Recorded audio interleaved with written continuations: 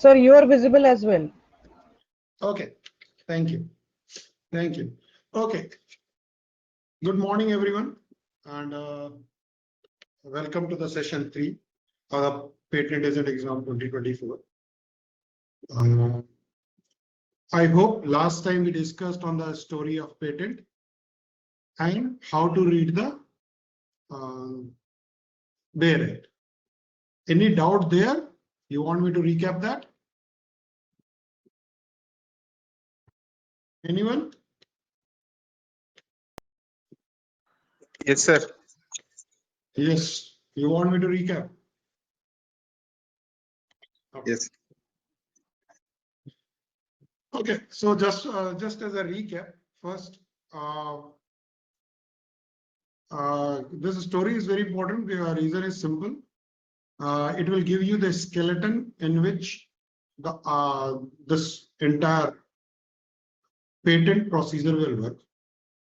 So basically, what happens with any inventor when it comes to you, he gets some idea or he creates some invention. The invention is nothing but the idea which inventor has, the embodiment of that idea. Idea itself has to be expressed in some form. It is expressed in form of embodiment of an invention. So embodiment is that how the invention is idea has taken shape in the real scenario. There can be more than one embodiment 1, 2. There can be various things. Just for example of embodiment, for example, a person is making a handle door. The handle door can be made up of metal, wood, or anything. So these kind of embodiment, that it is one embodiment is that is made up of metal, another embodiment is made up of wood. There can be other embodiments which we can there can be that he is claiming something in which there is a mechanical aspects as well as electrical aspect. For example, it has a motor installed in it, so it can be manually operated as well as can be operated with the help of a machine. So this is what the embodiment he has. He comes to you and he will tell you that, see, I have an invention. So you will ask him to file to give you an information disclosure form. That form is nothing but it is your internal affair on which that you ask him to write the details. Mainly what we ask is what was the problem he has faced, what he want to address, what kind of a prior art is available, and how what he is saying is different from that prior art. A basic idea of that. On basis of this, you go for a prior art search. The prior art search is nothing but you want to but a search in patent literature and any published document, so that you understand what he is claiming and what is the state of art. A prior art helps you in understanding the state of art or prior art present at that time, and it also helps in defining the boundary of your invention, because when you say that anything is already available, you just talk about, okay, now my invention is not exactly that, but this, the improvement, the solution which has been given on that particular problem, which was not being addressed by state of art, that is your invention. So this is how you go for prior art search. So prior art search, there can be a question that what do you understand by prior art search? So the prior art search is the search of earlier publications to identify the invention, and then the benefits are simply that the boundary of invention can be defined. You know what is the state of art available. Third part, you can always say that because of the prior art, you understand whether any invention will be my invention will infringe someone else's invention or not. The overlapping nature of invention, if there is, which might require you to go for a licensing later on, all this can be understood by the search of prior art. Now, This is the prior art search. After prior art search, you understand what is the boundary and other things. So you go for drafting of the patent. You draft the specification and the claims. Once it is drafted, you go for filing. Till the application is filed, it is considered as the pre-filing stage. All the action which has been done is the pre-filing stage. On then you file an application. There's application, you pay the fee. Along with that, then you wait. You have to wait for 18 months so that your application could be published. However, at the same time, you can also request for early publication, which can be in 1 month, it can be published after the receipt of your application, request for publication. So early publication can be there, or you can wait for 18 months. Why this 18 months? 18 months is simply so that you can evaluate whether your invention is proper, what you have arrived at is fine, or you want to modify it. So within 15 months, from the date of filing to with the expiry of 15 months, you can withdraw the application. If you have now withdrawn the application, it will not be published and it will not become the prior art. Otherwise, what happens is, suppose you are you found out that your invention was your invention could have been better, but then the problem here comes is this filing will become the prior art for the improvement one. If it is if you are filing for improvement and other things, then they will have no chance but to go for go as a rescue for patent of addition and other thing. But now we are going for, suppose now after the request of publication, when the application is published, minimum 6 months is required before the patent is granted. Minimum 6 months is required. However, a patent application is not examined unless you request for the examination, and the request for examination can be made within 48 months from the date of filing. To remember the milestone, say, as I told you, the timeline is very important. Timeline has a beginning and has an end. So from where it begins and till what it extends, this is very important. There are certain timelines which can be extended. There are certain timelines which cannot be touched. Even controller in his discretion cannot extend because they are statutory limit. So now, suppose you don't file for request for examination, it will be considered that you have abandoned the application.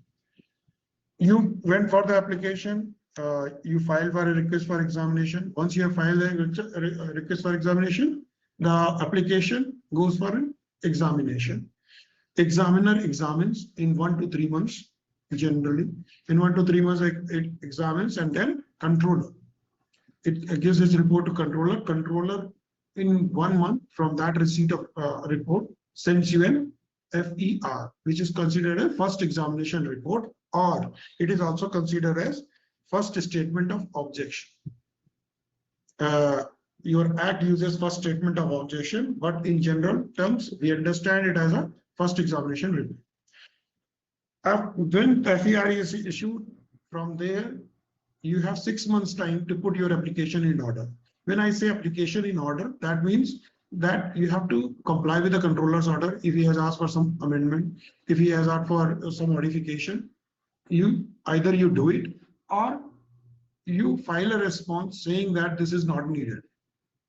If you have contested that, there will be a hearing and you have to convince the controller. If controller is convinced what you are saying, he will accept it, or he will ask you to modify it. And if you put it, do that particular thing, whatever he is asking. For example, he asks to shorten a claim, narrow a claim, or to modify a claim to look in a different way.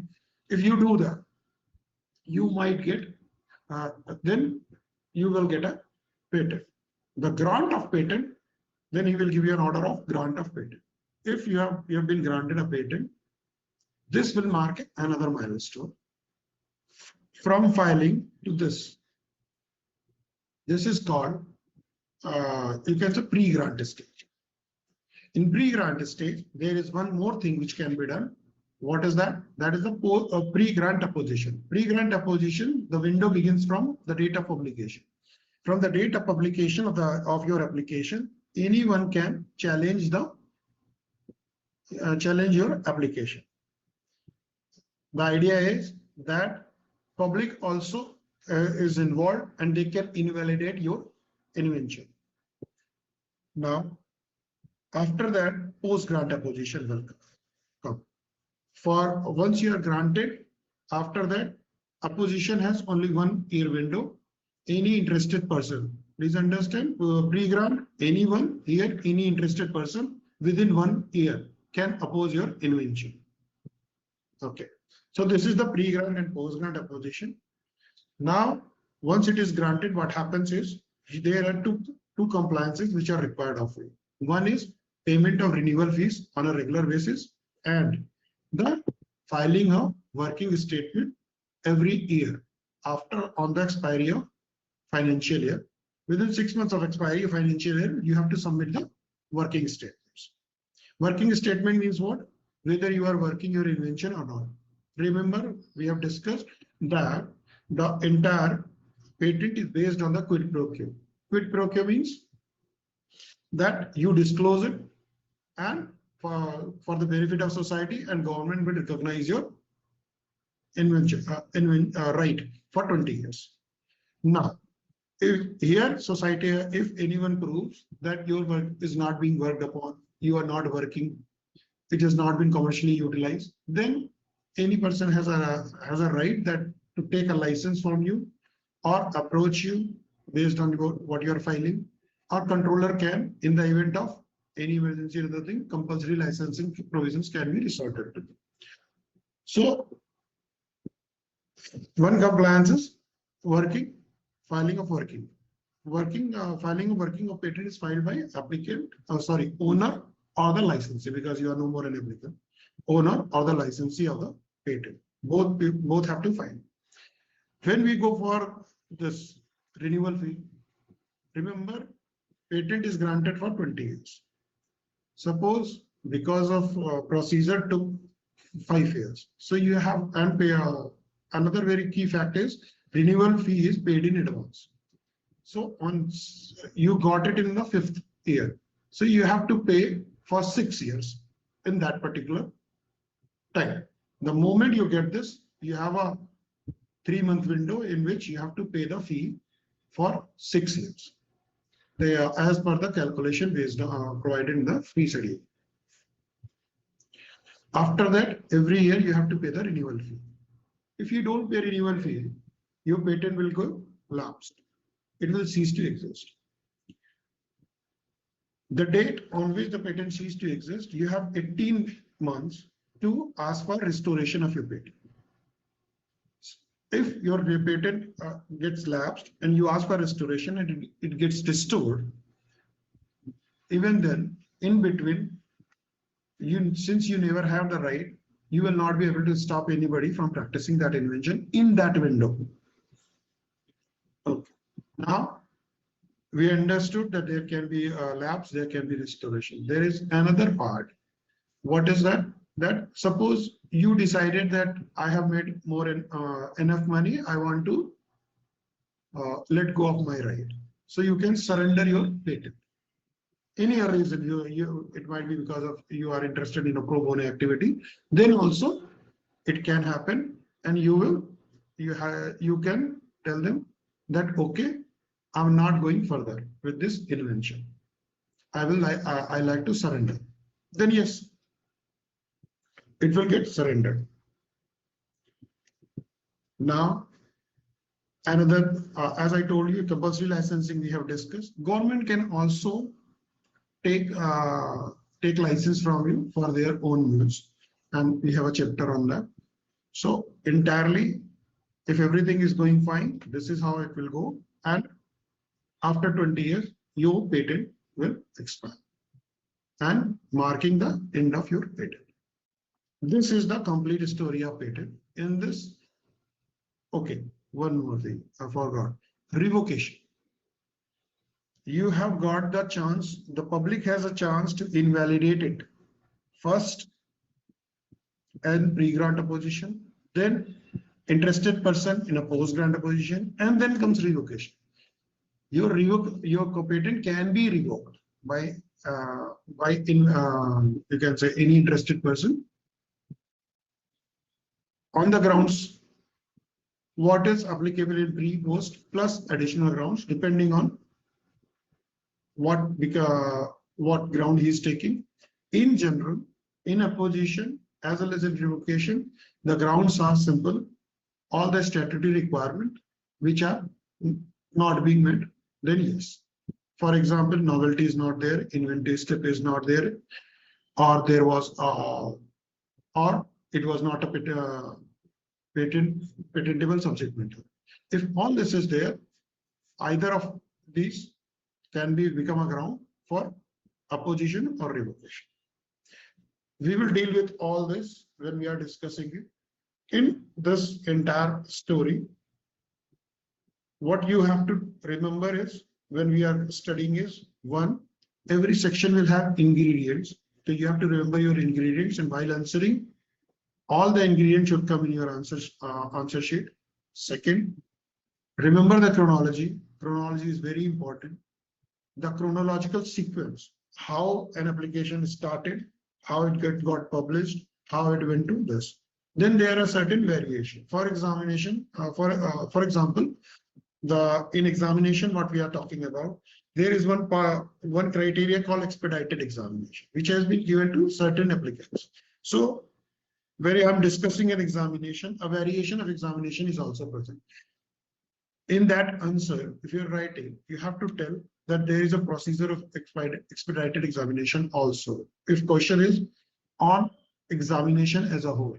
But if it is on expedited examination, you have to highlight the difference also, that how this expedited examination differs. See, question is same. Just focus has to be changed. Information, what you have is the same. Then it comes,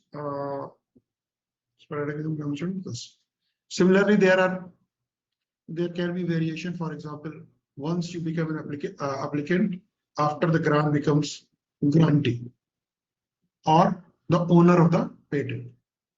However, just a simple concept, grantee and patent owner can be different. Patent owner and patent holder can be different. Reason is simple, that the grantee is the person whom the grant has been made. The first owner, the applicant who was any person who was applicant at the time of grant will become the grantee. Immediately after, it can be transferred. If you have assigned your right to someone else, the other person becomes the owner, but that cannot become a grantee because he was not the person whom the grant was made. So this is a minor difference between grantee and owner. Sometimes people get confused. So this is the main difference which will come to you. Okay. Now, then we have discussed the concept of invention, how to study. So I'm not explaining how I have, I read that because anyway I will be reading the Bayer again and again. So I will be doing it. Please see, this is an invention which directly this is the complete definition. Invention means a new product and process involving an inventive step and capable of industrial application. So the main ingredient between invention means is a new product or process, in which you have to understand invention has to be either product or process. Novelty is a requirement because of new, involving an inventive step. So inventive step is a definition which you should be understanding, and then capable of industrial application. As I have explained, in general, we understand that any patent any invention should be novel, non-obvious, and it should have a use. So novelty, utility, and non-obviousness. Capable of industrial application is nothing but criteria of utility in India. Involving an inventive step. Inventive step is the non-obviousness criteria in India, and new is the novelty requirement. Now we come to new invention. New invention is a section in this is 2J, section 2J, and then comes 2L. Then 2L, new invention means any invention or technology which has not been anticipated by publication in any document or use in the country or elsewhere in the world before the date of filing of patent application with complete specification, that is the subject matter has not fallen in the public domain or that it does not form part of the state of the art. See, new invention definition has not been used anywhere. We are discussing here just to understand that what they considered as a new invention, what is novel. The definition relates to the Sir? novelty criteria. Sorry. Sir, it is section 21J and 21L. Yes, sir. Yes. Thank you. Thank you. Okay. So, and now what we are talking about is any invention or technology which has not been anticipated. Anticipated means whose prior knowledge is not, which is anticipation in dictionary word means prior knowledge. So we are talking about whether an invention technology prior knowledge of that is available or not. And where will we search? Publication in any document or use. Where this entire publication and use has to be checked? Country or elsewhere in the world. So the definition here provides for the absolute novelty. And then goes for before the date of filing of patent application with complete specification. That is the date of filing of the patent application. This in practicality, what it translates is to priority date and the date of filing. Then comes that is the subject matter has not fallen in the public domain, that it has not become public knowledge or it is not form of state of art. These are the ingredients which you have to remember. Now, when we are talking about novelty, please remember novelty is a fact-based question. Fact-based question means there is no interpretation involved. If there is an invention, for example, there is an invention which has A plus B plus C element, and a prior art is talking about only A and B, and their addition A plus B, but C is missing. The invention is novel. However, when we go for non-obviousness criteria, here what we are talking about is in novelty, we will focus on only one document. In one document, in one publication, we are worried that all the elements are present or not. This is the first criteria, that whether the invention is novel or not. If invention is novel, in general, we file the invention. We file for the patent application for that invention. Reason is simple. Next is non-obviousness is a criteria which is based on interpretation. And there we try to tell whether that because of those literature or publication which is being cited, whether my invention will be obvious or not. So in general, if invention has a novelty criteria, we go for application and wait for the examination report. Okay, we'll see at that stage how to defend if non-obviousness criteria comes into the picture. Now we go for the again 21JA inventive step.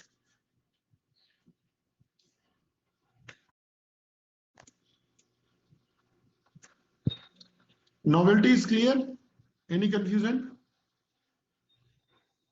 See, we will discuss novelty in detail. At present, I'm just telling what ingredients have been discussed in section 2A. Then what are the exceptions and what novelty is there, and in various sections. We will discuss it in detail when we will discuss the examination by the controller. Examiner in the patent office. Okay. At present, general concept, because otherwise it doesn't make sense. Sir, I am Gopa here. I have one question. Sir, Yes, if any question comes about novelty, So there, yeah, which section should I mention? That anticipation section, like section 13, like we can say like which is not falls under that anticipation section 13, then it will be novel. See, when you are talking about, so 13 is an exception, search for anticipation. This is the 13 talks about search for anticipation by previous publication. It Yes, sir. says how it will be examined. You can always use this as well as that. And when we will discuss, you will know which sections are important to quote. Depending on the nature of the question, you can use. However, see, the novelty problem here is novelty as such has not been defined. What has been defined is new invention here. So since it is the only definition which gives us some light, we consider it that this is the definition of novelty. Then comes 13. 13 talks about what is the procedure where how patent office will look at the novelty. So that Okay. section is more important than definition because it is procedural. See, any Okay. definition which is not being used is Yes. of not much value. So this definition is a guiding value, but what is being practiced is there in 13. Okay. And later on, there will be 20, anticipation chapter 29 to 34. 34. Yes. Yeah, those are the exception to novelty. So those are the Okay. sections which are important to you.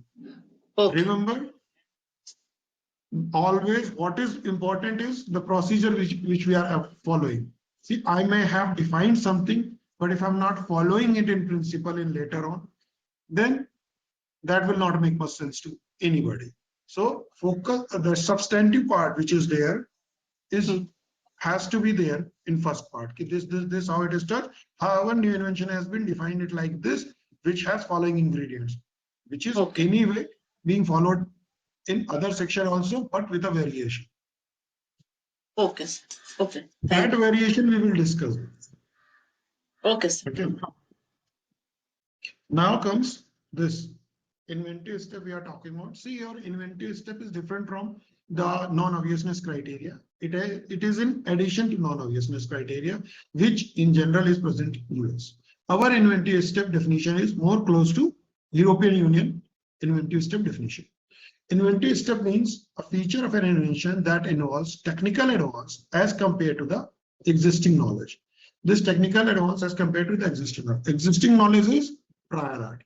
If there is a technical advance or any economic significance is there. Economic significance is the invention is more efficient, it saves cost, so that is economic significance. Or it saves time, that is also an economic significance. The technical advance or having economic significance or both. This is one part. And the word is joined by and. That means both of them, both features should be present. Either of feature present will not help. So non-obviousness should be coupled with technical advance or economic significance or both in India to have inventive step. Now, when I'm talking about non-obviousness is generally checked with more than one publication. It does not come with one. In one, we check with novelty. In more than one, we check the non-obviousness, because I can combine 2 or 3 teachings from one teaching from this publication, another teaching from this publication, and this another teaching from this one. 2 or 3 teaching I'm combining and trying to say ki because of this teaching, will the person who is working in that field, an average man, will he be able to understand to find that invention obvious? It is to be obvious to a person skilled in the art. That is the standard skill which is present. He does not have to be very intelligent. He does not have to be dumb. He has to be a person skilled in the art. On every person who is working in that field, if he can understand, if that thing is obvious to him, then that invention is obvious. Okay.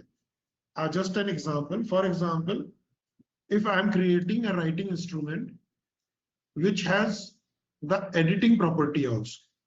I have created a writing instrument with an editing property that it can edit it. And what I have done that editing property is the particular part of this invention has an editor here. Editor means I can erase and do it. Erase and then I can write. So what I'm saying is that I have put a rubber on this pen, which can be erased. That's it. So putting a rubber on a pen, though if I define it like that, there is an editing property, I can edit it, I can remove it, and then I can edit it. Doesn't make much sense because rubber and this is simply a combination. It is obvious that if I put it together, I can use it by I can rub and erase this. So this is an obviousness. Now comes to capable of industrial application. In relation to an invention means that the invention is capable of being made or used in an industry. Simple, if it can be made or used. Made is product, used is process. A capable of being made or used in an industry, then yes, it is invention. So simple concepts of these three we have understood. We will discuss these mainly novelty and non-obviousness in detail, as well as the subject matter of patentability criteria when we will reach the examination stage. Before that, let's understand who can be an applicant, how many types of applications are there, and what other things, for example, provisional specification, complete specification, how the claims are drafted. This we will be learning first, and then going for novelty and inventive step again in detailed manner, so that these concepts don't confuse you there. Now come first thing, who can be an applicant? Section 6 talks about who can be an applicant. Then there is a section 2(1)(y), which talks about true and first inventor. Then there is section 134, which talks about reciprocity concept. Okay. There is one more. There was one more, I think. What happened to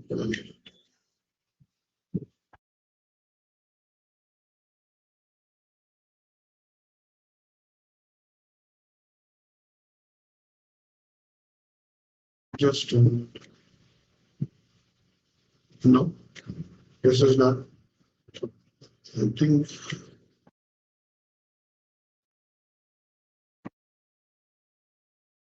Okay, it's down. Fine. So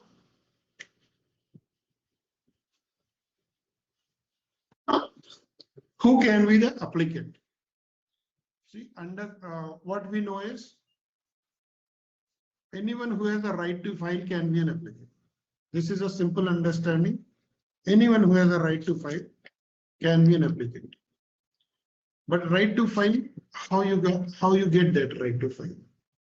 You get a right to file, right to make such application, right, or right to file, either as an inventor that who has created that invention. You got that right because you have created it. It's your creation. Then another one who gets it, whom you transfer. Now in law, right gets transferred in three modes, either through an agreement or by if someone has given it to you under a will. He before dying, he has created a will, you got it. When you get it in a will, it is called bequest. When someone dies and he has not created a will, but as per the law of inheritance, you get it, it is called inheritance. So there are these three modes in which right can be transferred. Same thing, if you read this section, you will understand This is the simple explanation of this. Person is entitled to apply for patent subject to the provisions contained in section 134. Okay, so it says that subject to provisions contained in section 134. 134 is an exception to it. An application for patent for an invention may be made by any of the following person, that is to say, by any person claiming to be the true and first inventor. If you are claiming that you are a true and first inventor, you have the right. I am not worried about anything. You give me, you affirm, you give me an oath that you are true and first inventor, we will accept that. Then by any person being assignee of the person. I told you, if you transfer a right, it is considered as assignment. The person who assigns is called assigner, and the person who gets the right is called assignee. So by any person being the assignee of the person claiming to be the true and first inventor in respect of the right to make such an application. What I am transferring is right to make such an application.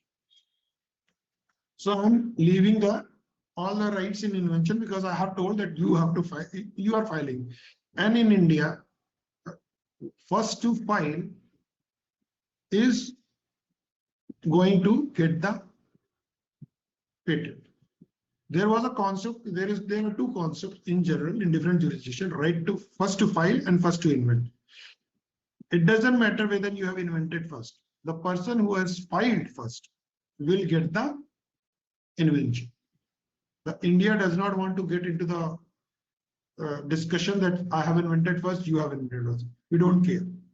We care whether you have approached my office first or not. If you have approached my office first with your invention, first come, first serve. I will give it to you. So this is first to file system. First to invent system is where you can prove that I have filed it, I have invented it first, though I have filed it later.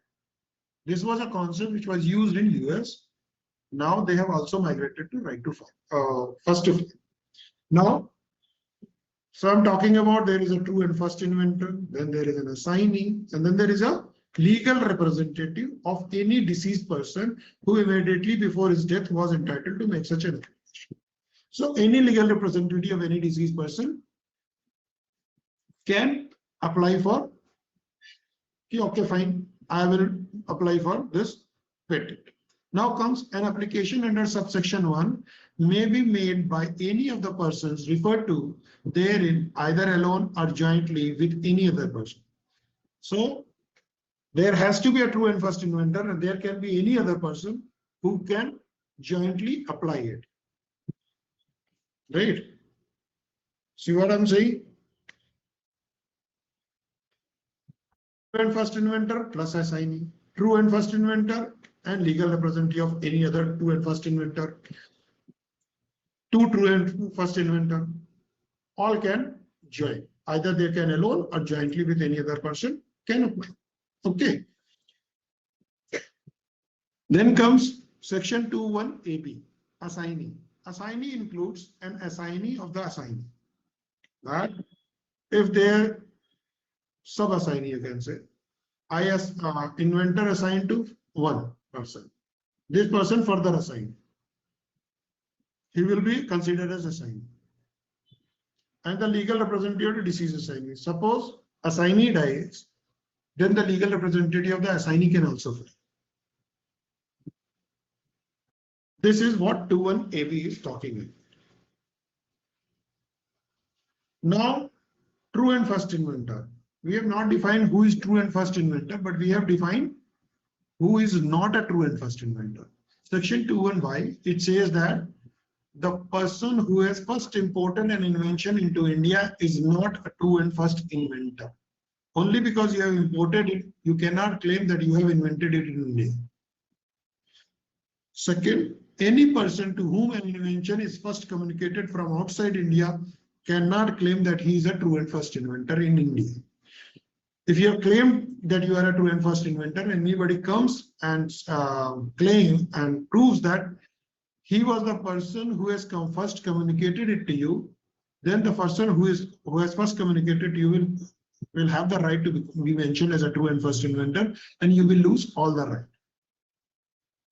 So these two, please remember this definition because there can be a case study. For example, there suppose there was Ram was an NRI who was in US and Shyam was in India. Ram communicated his invention to Shyam, but Shyam filed the invention as a true and first inventor in India. So what is the remedy? Since he is not falling in the true and first inventor, he never had the right. Second, there was no assignment, so he is not the right.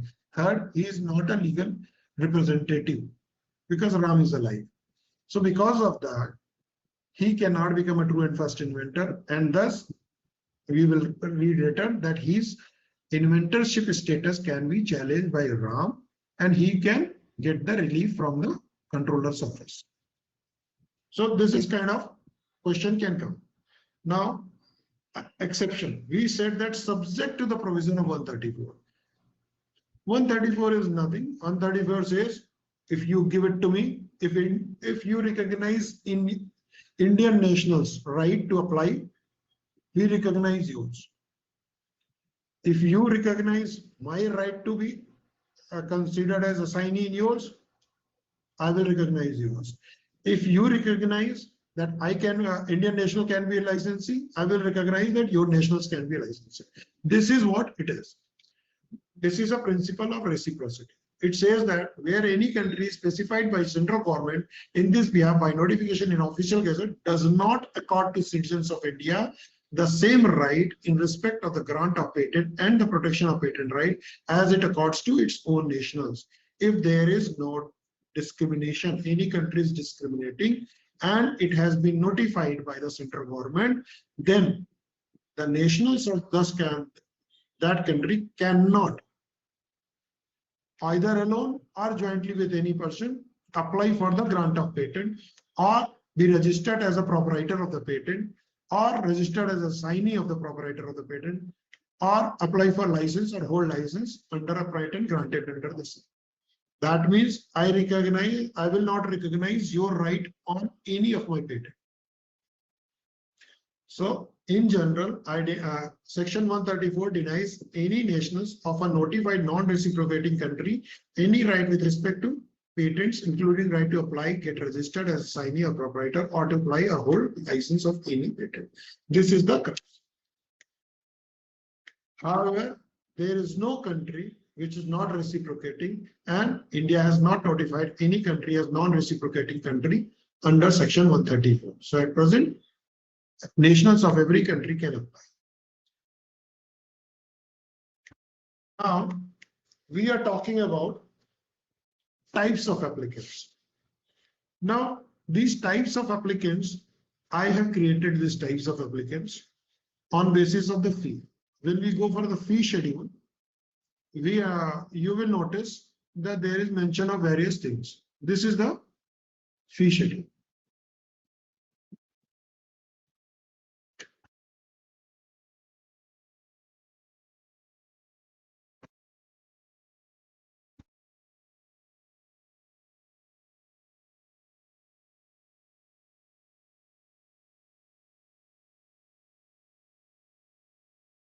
See, is it visible?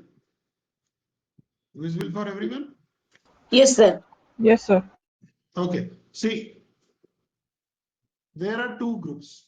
If we talk about this day talks about entry. It talks about what is the provision under which or the transaction on which fee has to be paid.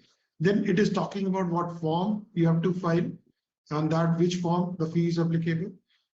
Now, for e-filing and their physical filing, that means filing can be in for two forms, either in physical or e-filing. Now, in e-filing also, there are two groups. Physical filing also, there are two groups. So there are groups which called natural person, then talks of startups, then talks about small entity, and then educational institution. There are four groups here, right? One natural person, second is startup, third is small entity, and fourth educational institution. Who are these people? How you consider that you are here? So that I will be discussing a little later. And then there are others. Others who can be alone or with natural person or a startup or small entity or educational firm. When either of them, natural person, takes anyone of this other, this fee will applicable in this. Let's consider group A and group B, or this 4, 5, right? Group A, this group B. This is also group A, group B. Same thing. That why we are discussing this fees is simple. It is 5 times. So falling in this group saves you money, the cost. Statutory fee is less, almost 20% of the real cost. That is, there is 8,000, but if you fall under this category, it is 1,600. Same thing here. If you go for 8,800, 800, here it becomes 1,750. One thing you should notice that fee when I'm filing for e-filing and when I'm filing for physical filing, it's almost 10% less. So if I consider physical filing as 100, it is 90%. Or you can say 1,600 and almost 10% of it is here. There has to be increased. 1,750, 160 becomes 180. Here's look, 1,000 become 1,100. Okay, so this is the difference in fee in physical file. This group, this group, this group, and this group has to be compared when we are comparing the percentage basis. However, we will discuss it when fee is coming, because you have to cram the fees, which is again a difficult task. People will say, I cannot cram fees, I cannot cram forms, but there is no, you cannot deny. Okay, you cannot avoid it. So what do? You start doing it from now. Because more and more you repeat, better your recall value for fees form sections will be. Now comes types of application. Sir, I have one question here. In the fee schedule, like both the e-filing and physical filing list are there. So that means both are allowed till date. Yes, physical filing as well as this e-filing is allowed, but a patent agent cannot file physically. Only applicants can file. Okay, a natural person. No. Patent agents. If you are using a Oh, patent okay. patent agent will file, only go for e-filing because they have changed this. But a natural person, suppose an applicant direct, not a natural person, anyone startup, if you have a right to file it on your own, no? Oh, You okay. you can use your professionals or not. If you are not using professional, you can file directly. No, no. Okay. That right is there. Okay. Okay. And sir, for expedited only, they are telling in that schedule not allowed physical filing. That means only um, e-filing is allowed. Yes, expedited is, I think, e-filing. Have to just relook it. But what you are saying is correct. Expedited examination is not available to everyone. And expedited, when we will go for expedited, we will see that there are on around 10 categories. Yes, around 10 categories, 8 to 10 categories in which people have been allowed who can go for expedited examination. Not everyone can go. Yes, sir. Okay. Okay, Now sir. comes types of application.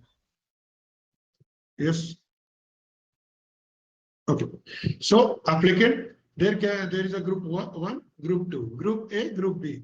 It's my grouping just for my easy understanding. So don't worry. Then comes natural person. Natural person is any individual, I, you, anyone who is filing the patent is an individual, he can file. Now comes startup, small entity, and educational institution. Others, we are understanding who are not falling under this will be others. And any of the joint applicant is of group 2. The moment others join you, your fee will increase. and it will be filed as per the others. That is the benefit you are enjoying as being a part of group 1, you lose the moment you are going with any person of group 2. Okay. So natural person, small entity, startup, educational institution, and others. Natural person, nothing has to be explained. Any living person can apply. On individual has to be there. Small entity. A small entity has been defined under Rule 2 FA, and it talks about that in case it's a very big definition. It talks about that in case of enterprises engaged in manufacture or production of goods. So what is talking about? Whatever the limit is prescribed under MSME Act, see, subsection 71A of MSME Act, if for a medium enterprise, this is more important, that we are talking about medium enterprises in MSME. Micro, small and medium enterprises, we are talking about medium enterprises. Any limit which is prescribed for medium enterprises, if that is not getting exceeded, if that is not exceeding, then you will be considered as a small entity in the Patent Act. And you can avail the benefits available to a small entity. Now, for example, for purpose of this class, enterprises means an industrial undertaking, business culture, or any other establishment by whatever name called. Fine. This explanation is also there. If I am calculating the investment in plant and machinery, cost of pollution control, research and development, industrial safety device, and other, and maybe slide shall be excluded. So these are the explanation. In general, what is happening is, third explanation is very important. It states the reference rate of foreign currency of Reserve Bank of India shall prevail. So what I'm saying is, not only Indian small entity, but a foreign small entities also allowed to file in India and take advantage of the reduced fee. Okay. So let's go for classification of MSME.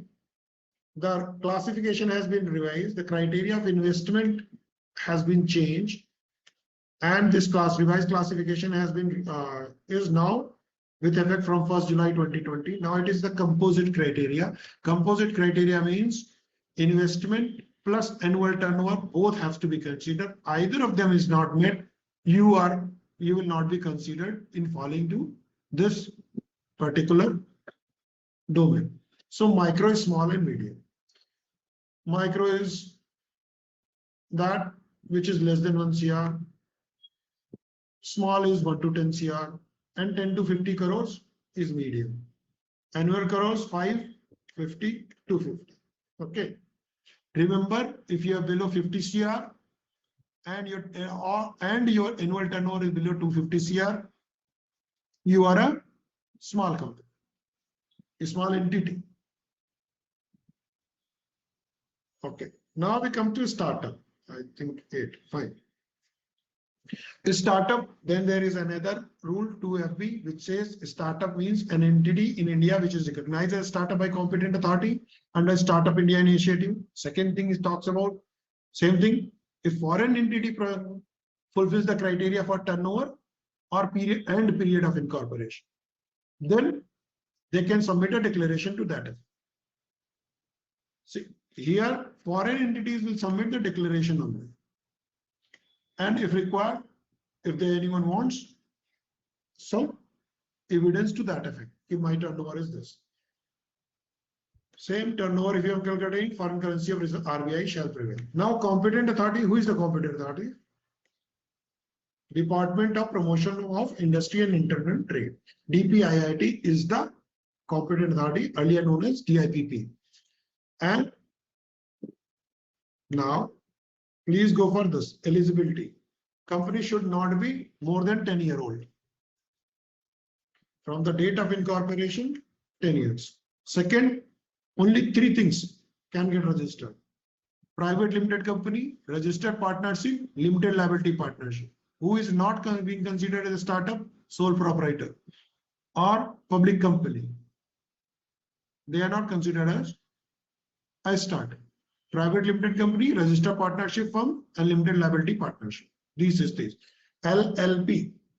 If it is an LLP, if its name talks about LLP, then it is limited liability partnership. If the name talks about any company name, if in that name private limited is written, then that company is private limited. Okay. So private limited company, registered partnership firm. Registered partnership firms are the firms which are registered under Registration Act. Private limited company is registered under Companies Act. Limited liability partnership is registered under Limited Liability Partnership Act. So annual turnover not exceeding 100 CR. Here the turnover criteria is 100 CR at present. In last 10 years, any of the financial years, its turnover should not increase 100 CR. If 100 CR turnover is more than 100 CR, it is no longer a startup. Then comes original entity. Entity should not have been formed by, that means it should be an original. It should not be formed by splitting up or reconstructing the already existing business. What is that? Sometimes what happened? Company has two divisions, company is split. Company is existing for 15 years. Now company is splitting it up and giving one of this division. For example, I was doing business in one. I was selling, suppose you can say shoes. Now I have decided I will go for fashion accessories. The fashion accessories as well as the shoes were being sold in my name. Now I decided, okay, fine, fashion accessories will be sold by a new company. So this new company will not become a startup. This new company will not be considered as a startup. Original entity. Entity should not have formed by splitting. Innovative and scalable. Innovative and scalable is that you should be working toward innovation, development, or improvement of product, process, or service. And your business model should be scalable and should have a high potential for creation of wealth and employment. This is the innovative and scalability criteria. You should be innovative and scalable. There should be development and improvement of product, process, and service. Okay, or service, sorry. So this is how it is. Now, educational institutions. Educational institutions are generally, as per Rule 2CA, it talks about means a university established or incorporated by under any act, by or under any act, which can be central, provincial, or state. Provincial act is no more. Earlier provincial acts were there. The central act or state act at present, but provincial acts, there are certain universities which have been formed under a provincial act at that time. For example, Allahabad University, it was formed under a provincial act at that time. So if any university has been established, just to understand, to shorten the definition, any statutory university, that is any university which has been established by a statute. A statute can be any central act, any provincial act, or a state. Okay, and then comes that university. This is fine. And who else can be an educational institution? Any other educational institution which is recognized by an authority designated by central government or state government or UT in the state. For example, just for your benefit, if you are recognized by UGC, that is an authority designated by central government, so you can become an. I will come if you give me the recognition certificate. I will understand you are an educational institution. Now, this Form 28C. Form 28 is supposed to be filed by small entities, startup, and educational institute every time when they are seeking, they are claiming that their reduced fee should be applied. Form 28 means everyone in group 1 except natural person has to submit Form 28. Form 28 is always when you are paying the fee, very necessary. Rule 7.1 talks about that. It's a proviso of this, that in case of small entities, startup, and educational institution, every document for which fee has been specified shall be accompanied by Form 28. Now, Form 28 talks about that where there you claim that I'm a small entity or a startup or educational institution, and then you have to submit the document. What document you will be submitting is this.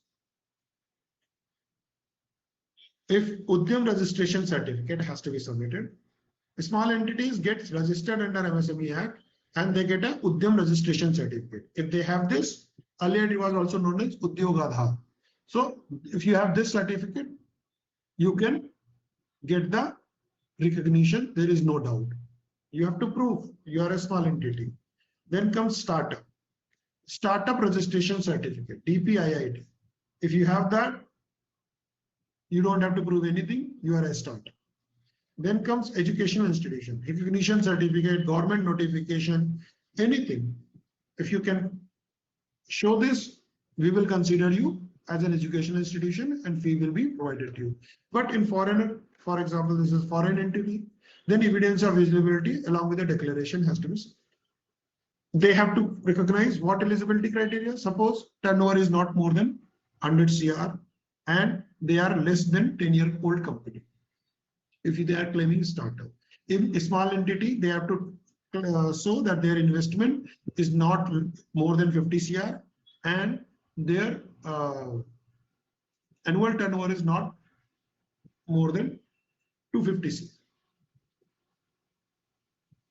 Okay, this is how it is. Now, before going to anything else, it's already 8:08. I will just show you the declaration form.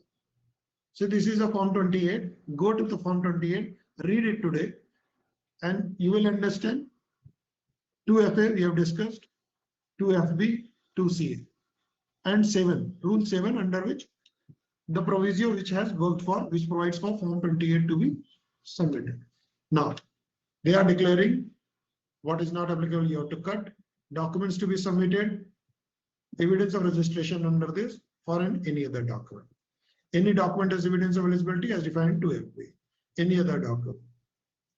So I told you what is considered as the evidence. I have shown you that. Now, then it will be signed by applicant, patentee, authorized registered, patent agent. See, it talks about applicant, patentee because in renewal fee also you will have advantage. That's all. So as an applicant you will submit, as a patentee you will submit, or authorized registered patent is submitting on your behalf, then he will be signing this. Then it talks about the information provided here. This is to our knowledge, belief. This is just your oath and affirmation. Declare what you are declaring, that whatever you are telling is true. Now we go to another thing. How the evidence looks like. See, this is the recognition certificate of an educational institute. It's Narula Institute of Technology. They have given you a UGC approval, recognition of college under this by UGC Act. This is the letter they got. They have submitted it, and hence they will be considered an educational institute. Further, going for startup certificate. This is a certificate of recognition. This is how certificate is given. This is a startup certificate. Here certificate number is there. Here is the name, and then there is a private limited company, or that is that kind of recognition, and then what they are working on. Okay, and date of issue and valid up to. This is very important. If it is valid, you file it. If there is, suppose 10 years have lapsed, then you cannot claim the startup certificate. Okay. Now this is the Udyam registration certificate sample. See, micro service. So if you are a medium company, then also you can claim this. So entire thing is done. Okay.